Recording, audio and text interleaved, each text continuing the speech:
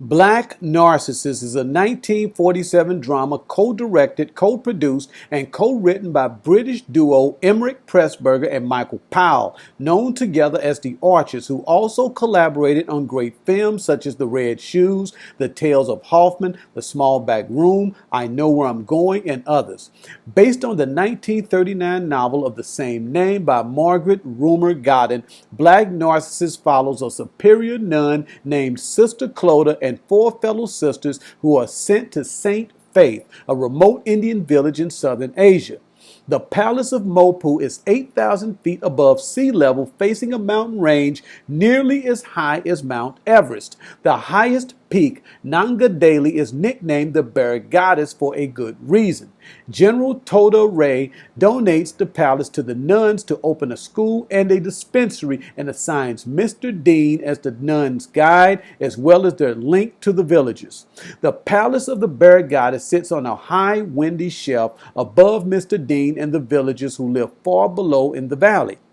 To Superior Sister Clodagh and her four sisters, the task of setting up the school and clinic seems simple, but none of the sisters are prepared for the high altitude, the strong wind, the spell of the Bear Goddess. They can hide their bodies, but they can't hide the mountain.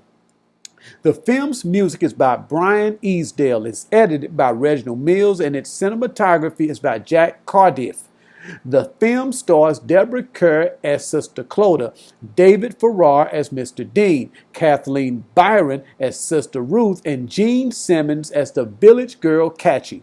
The film won 2 Academy Awards for cinematography and art direction for Jack Cardiff and Alfred Junga, respectively, with actress Deborah Kerr winning the New York Film Critics Circle Award for Best Actress.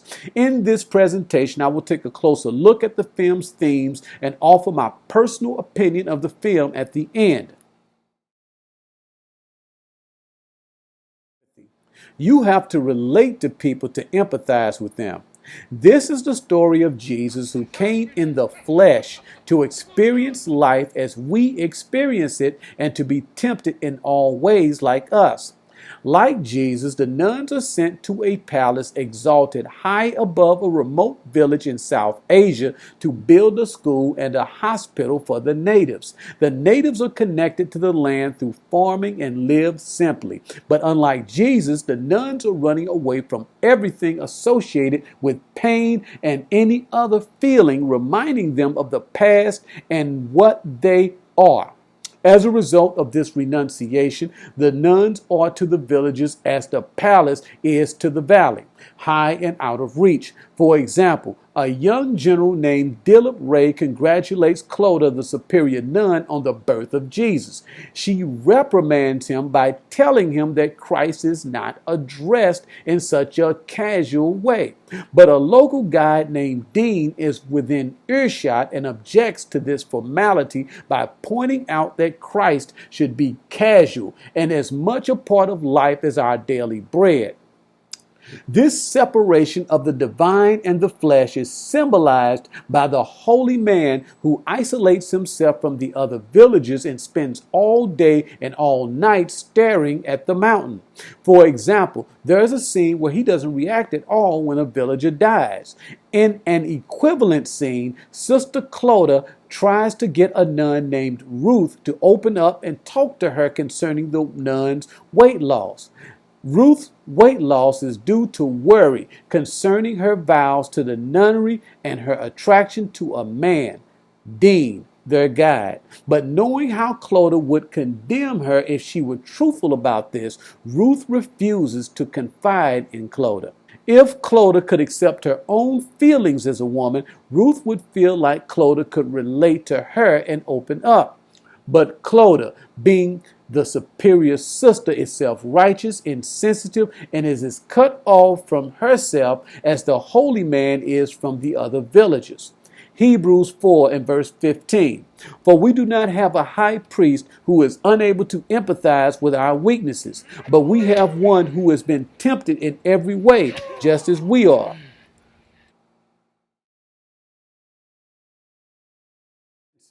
Stimulation reconnects the nuns to the past and their emotions. Sister Philippa is reminded of what she was before becoming a nun when she finds Dean fixing a pipe in the shower. Dilip Ray's colorful clothes and jewelry reminds Clodagh of the emerald necklace and other jewelry her grandmother left her. When Dean joins in singing Noel and Lole My Liking, his masculine voice reminds Clodagh of the night her fiancé gave her a present of jewelry.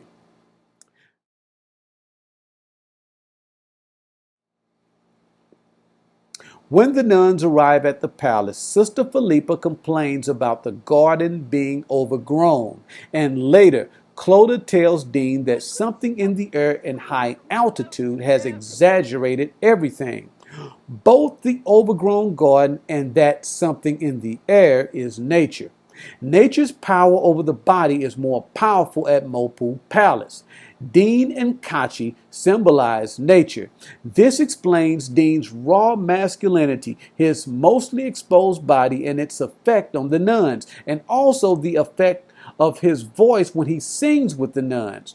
On a side note, pay attention to the young general's face when Dean sings and the general's comment about Dean's deep, beautiful voice afterwards. The power of nature over the mind also explains how Kachi's raw sensuality is able to seduce and ultimately conquer the young general who believes that going to an all-girls school is as simple as studying hard. The nuns, the holy man, and the young general have their own ways of resisting the power of nature. The holy man isolates himself from other villagers, deprives himself of all sensory stimulation, and he concentrates all of his attention on a mountain. Likewise, the nuns resist nature through hard labor and covering their entire bodies from head to foot. To suppress the instinct to nurture the sick, a child with a high fever is turned out of the convent and sent home with its mother. The child dies as a result, but pay attention to the tussle between Sisters Brioni and Honey. Honey's maternal nurturing instincts come out in this scene as she begs Sister Brioni to keep and comfort the baby. Also, the nuns restrict the school to young women and children.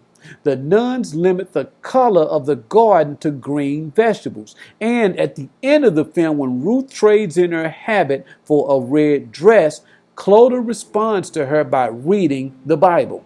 When all other efforts to resist temptation fall short, the nuns respond to the power of nature with denial. There's a scene in the school in which Kachi and Ruth catch a whiff of Dilip Ray's perfume. Kachi is aroused by the general's scent and expresses her feelings, but Ruth lies about the perfume's effect on her. In another scene, Ruth sees some small children and fights back her nurturing instincts by criticizing them.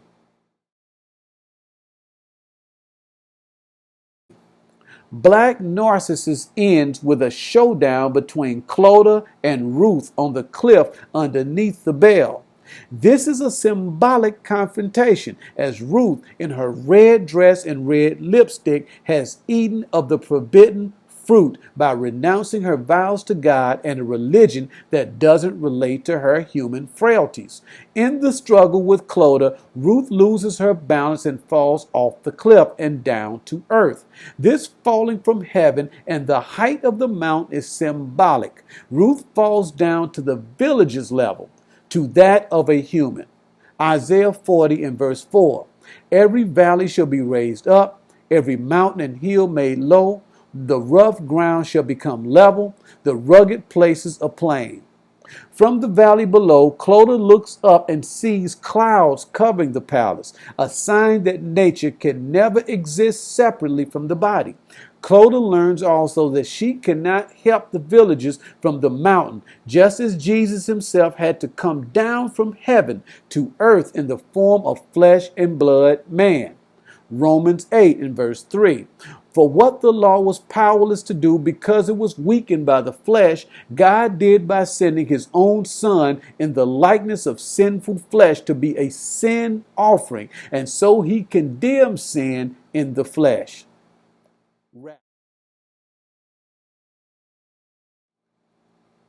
A basket of fruit piled high and luscious and ready to eat, are the words Margaret Rumor Godden, the author of the book that this film is based on, uses to describe the village girl Catchy.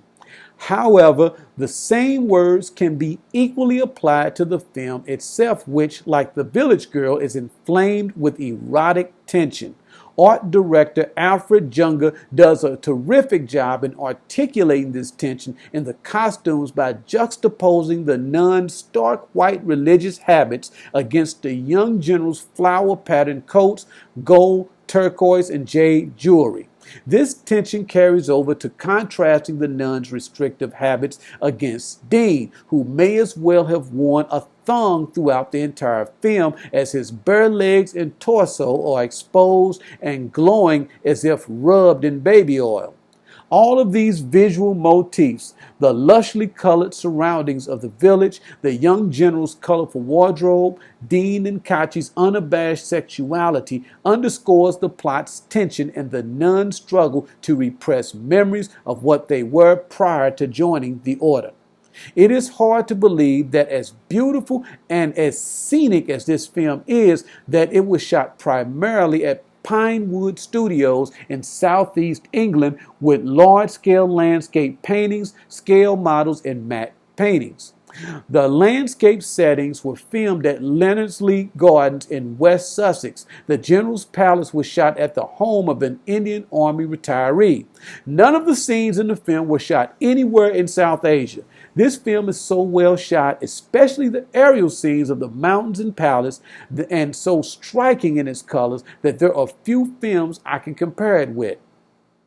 Martin Scorsese, who happens to be a huge fan of the film, and its director, Michael Powell, called the film one of the earliest erotic films, and I agree with him 100%.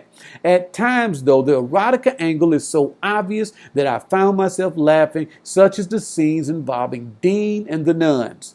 Powell is such a great technician that it is hard for me to think that the humor in these scenes weren't intentional.